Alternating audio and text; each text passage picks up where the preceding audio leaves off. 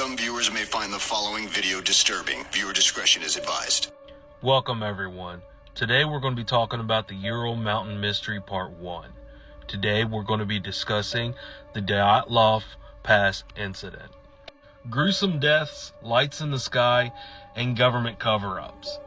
And just by listening to this, you're probably thinking it sounds like an episode off of a sci-fi drama or a movie that you had seen before. But unfortunately, this would actually happen in real life in 1959, when 9 hikers would actually be traveling on the Ural Mountains, and unfortunately, they would all lose their lives.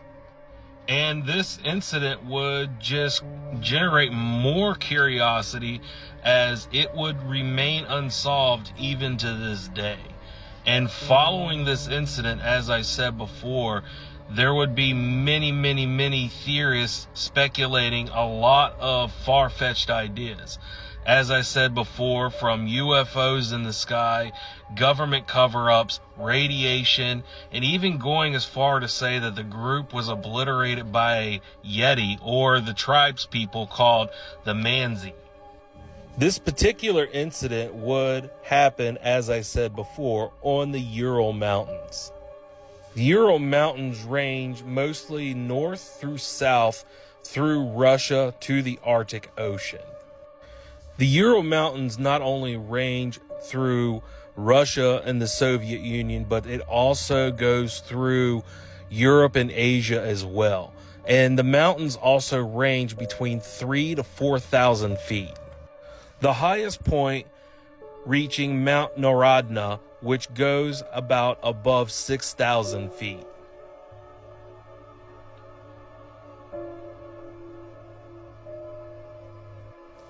In 1959, student 23-year-old Igor Dyatlov would actually be trying to form together a party for a hiking expedition up in the Ural Mountains.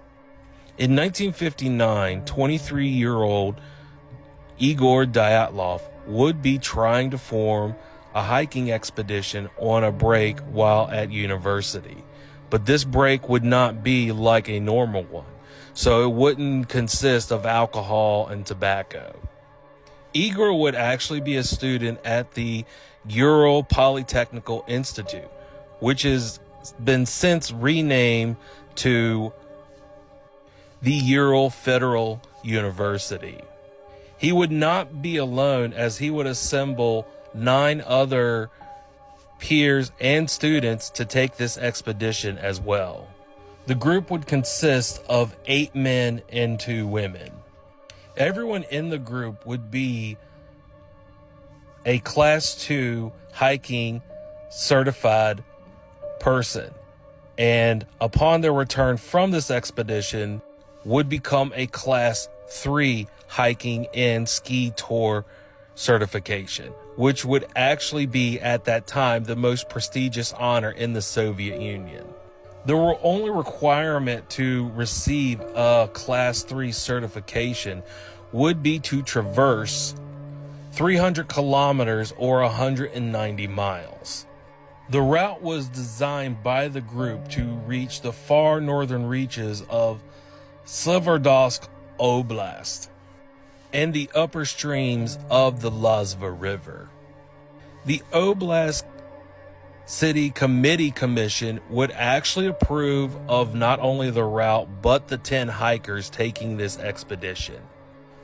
On January 8th, 1959, the group would plan to make their way to Othorten, which is a mountain pass about 6.2 miles where the incident occurred. The group would consist of 10 members total. The leader of the group would be 23-year-old Igor Dyatlov, who is said to be very knowledgeable of hiking and was revered as a great leader. 21-year-old Yuri Dershenko. 20-year-old Lyudmila Dubyina, who would also be the youngest one in the group. 23-year-old Yuri Kurvanchenko.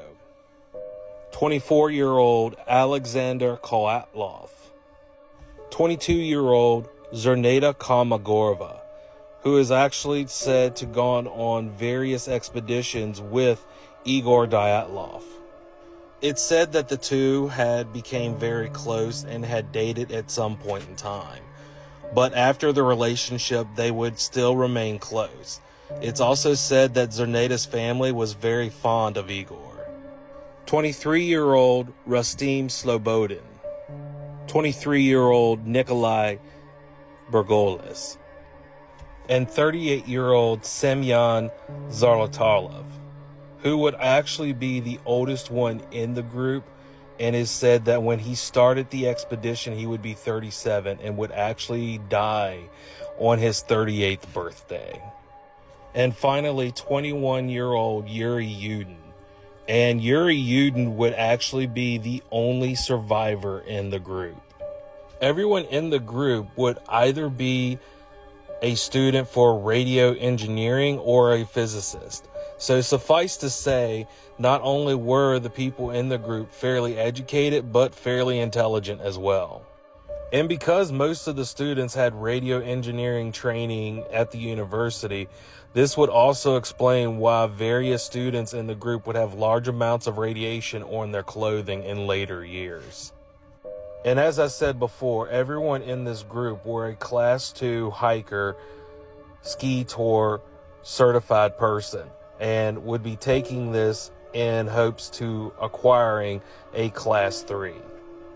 On January 25th, 1959, the group would arrive by train at the town of Ivdel, which is a center province of the oblast, where the group would actually stay the night in this town once they arrived.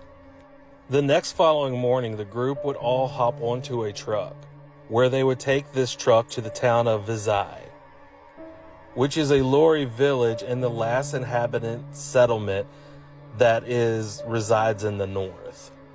On January 27th, 1959, the group would actually start their trek up Gora, but they would run into a string of bad luck on the day of January 28th, 1959. Yuri Yudin would actually back out of the expedition due to health reasons. Yuri would suffer from rheumatism and would have a congenital heart defect. And after the first day of hiking, he would start having knee and joint problems, which he would actually back out of the expedition and start making his way home. Igor Dyatlov would actually tell Yuri that it was okay for him to go ahead and go home, and that he would send him a telegram when they were finished hiking. Igor would actually speculate that the entire trek would take about 16 days, and would tell Yuri that he would send him a telegram within 16 days that they had made the trek. So Yuri Yudin would actually go back to the university to anxiously await a telegram that he would never receive.